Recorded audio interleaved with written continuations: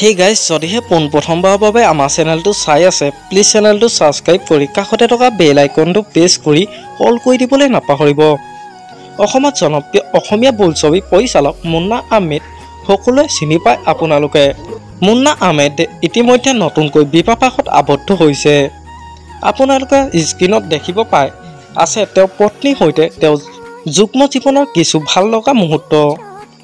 জনপ্ৰিয় পৰিচালক মুন্না আহমেদে পুনৰ বিবাহপাশত আবদ্ধ হৈছে।